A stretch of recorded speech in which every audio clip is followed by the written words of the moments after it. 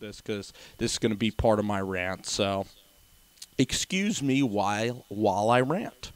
So Blake Bortles today, while I was at dinner, not to brag, eating dinner with people, Blake Bortles was signed. And if I go on NFL.com, I can get the details. Now, I know, so it's 3 years, $54 million. So let's calculate 354 divided by 3, which is approximately per year. That can't be correct. 54 divided by 3 is $18 million. That, my friends, is cheap as shit. That's beautiful for the Jacksonville Jaguars. Let's go on Spock Track and look at the quarterbacks and their current contracts. Matt Stafford's making $28 million. Let's go by position, just so we can see positional payrolls. Quarterback on Spock Track. The Lions are paying Stafford $26 million this year. The Falcons and Matt Ryan, $26 million. The Colts, it looks like, $26 million for Andrew Luck, approximately. This is just quarterback cap numbers. Seattle's paying $24 million. Eli, $23 million. Chargers and Phillip, $22. When you look at this, the Jaguars now are 16th in the NFL.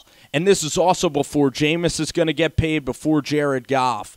So the only franchise quarterback on this list is Blake Bortles. Even Chicago's payroll at that position is more. That's $22 million with Mike Glennon's stupid-ass contract. So for all you guys hating on the deal, which I can understand, Blake Bortles is making only $3 million more than Mike Glennon.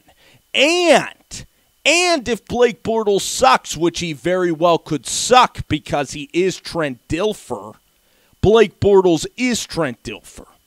The Jaguars, the Jacksonville Jaguars, can cut Blake Bortles, and they would only owe him $25 million, which if they said, Blake, you suck, get the hell out of here this year, they would only owe him $7 million next year.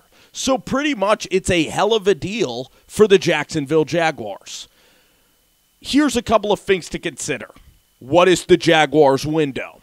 Fans that are, fans of the Jacksonville Jaguars probably would want Kirk Cousins starting on this team because this year you would have a better chance at winning a Super Bowl with Kirk Cousins. But say they paid for Kirk, they got Kirk Cousins for $150 million over 6 years. 1, Jalen Ramsey would leave. 2, A.J. Bouye would bounce. Malik Jackson would have to be cut.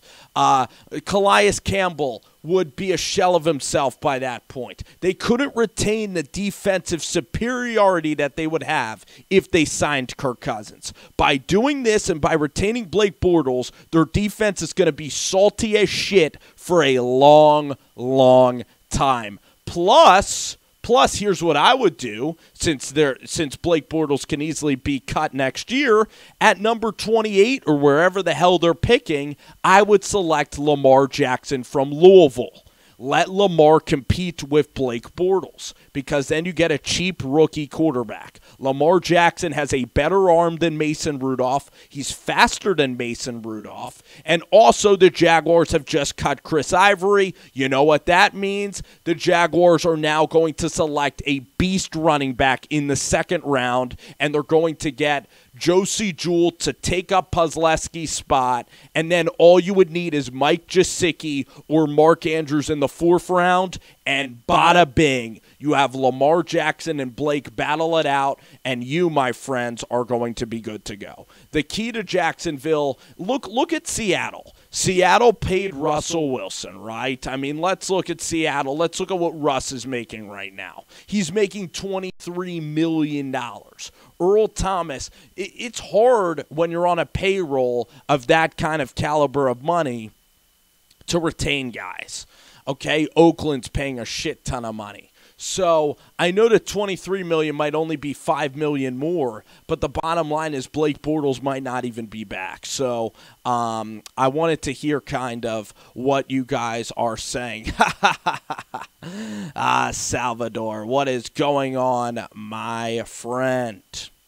So Tom Coughlin is pretty incredible, I would have to agree. Now, this is the point of the podcast that I think I am going to eventually start reading your questions, and I am eventually going to cut off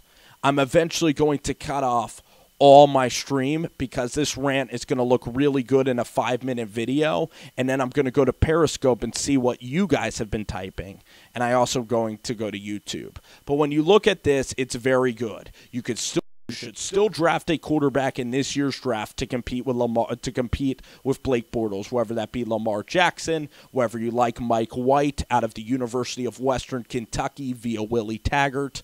There's quarterbacks out there, Kyle Lauletta, Chase Liddon, that you can plug and play and let him compete with Blake Bortles. I am not a Blake Bortles fan.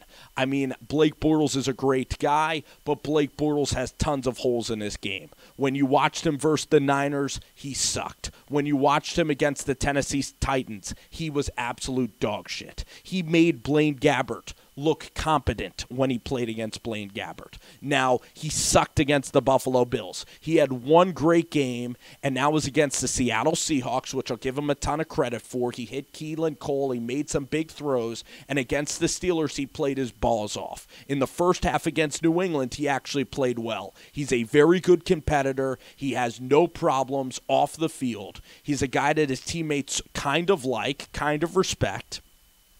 And if I were Jacksonville, I don't want any part of them re-signing that tight end, that wide receiver, Allen Robinson. Robinson is a talent, but literally Robinson was a complete dick to Blake Bortles in the preseason. All preseason, he was yapping behind Blake Bortles' back saying, "You suck, man." He was favoriting tweets saying to bring in Kaepernick and to say, "Fuck Blake Bortles." Him and Blake Bortles probably do not get along well. Why would you want to overpay Allen Robinson, a guy that has injury concerns and does not get along with Blake Bortles? The Jacksonville Jaguars are the type of organization that if you're late for a team pitcher, then you will get suspended. So why should they go out and sign Allen Robinson? I would not do that at all, okay? Wide receivers, overpaying guys, no thank you. You need your defense to stay happy and intact. Your defense and Todd Wash is your number one priority. Getting a very good running back is also a priority. Signing Kellen Clemens cheap is a priority. Now, Jacksonville, would I have liked them to maybe sign A.J. McCarron? Possibly. I think A.J. McCarron is better than Blake Bortles by a pretty significant margin. And if Russell Wilson is carrying $23 million, listen, maybe Russell's going to restructure his deal to get paid more, but A.J. McCarron shouldn't cost more than $20 million, maybe $21 million. So I think that this deal is not a terrible deal, though, for the Jacksonville Jaguars. I think that, like I point out, they have a lot of flexibility to draft a quarterback, and I think that they're going to keep their defense intact. They're going to let Robinson go, and the key is having flexibility. So I don't hate the move. I don't know if Blake's going to win you a championship, and that's why I think Lamar can put you over the top. That's why I think you draft Mike White. You bring in Kellen Clemens. You bring in guys to make that room very healthy, have a very healthy competition